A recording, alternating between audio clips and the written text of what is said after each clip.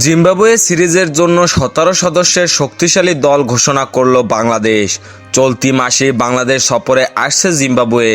বিশ্বকাপের আগে আসন্ন ৫ ম্যাচের টি-20 সিরিজের আগে টাইগার ক্রিকেটাররা ফিটনেস প্রশিক্ষণ শেষ করেছেন। বাংলাদেশ ক্রিকেট বোর্ড বিসিবি প্রস্তুতি ক্যাম্পের জন্য প্রাথমিক ১৭ সদস্যের স্কোয়াড ঘোষণা করেছে। সাম্প্রতিক বাংলাদেশ প্রিমিয়ার লিগে দুর্দান্ত পারফর্ম করা মোহাম্মদ সাইফুদ্দিনকে প্রাথমিক ১৭ সদস্যের দলে ডাকা হয়েছে। এছাড়া তালিকায় রয়েছে পারভেজ হোসেন ইমন, আফিফ হোসেন ও তানভীর ইসলামের নাম। আইপিএলে খেলার কারণে প্রস্তুতি ক্যাম্পে নেই মুস্তাফিজুর রহমান। এছাড়া ক্যাম্পে থাকবেন না সাবেক অধিনায়ক সাকিব আল হাসানও। আগামী ২৮ এপ্রিল ঢাকায় পা রাখার কথা জিম্বাবুয়ে জাতীয় দলের। তার আগে ২৬ এপ্রিল থেকে চট্টগ্রামে শুরু হওয়ার কথা বাংলাদেশ জাতীয় দলের ক্যাম্প।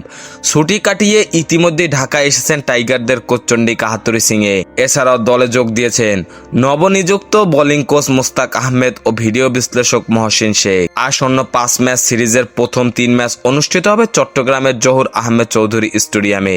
বাকি দুটি হবে মিরপুর শেরে বাংলায়। ৫ ম্যাচের সিরিজ শুরু হবে ৩ মে। বাকি ২ ম্যাচ হবে চট্টগ্রামে ৫ ও ৭ মে।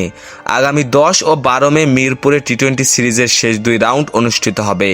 বাংলাদেশের প্রস্তুতি ক্যাম্পের দল: নাজমুল হোসেন শান্ত অধিনায়ক, লিটন কুমার দাস, তানজিদ হাসান তামিম, তাওহিদ হৃদয়, মাহমুদুল্লাহ রিয়াদ, জাকির আলী অনিক, শেখ মাহদি হাসান, রিশাদ হোসেন, তাসকিন আহমেদ, শরীফুল ইসলাম, তানজিম হাসান সাকিব, পারভেজ হোসেন ইমন, তানভীর ইসলাম, আফিফ হোসেন ধ্রুব, হাসান মাহমুদ, মোহাম্মদ সাইফুদ্দিন ও সৌম্য সরকার।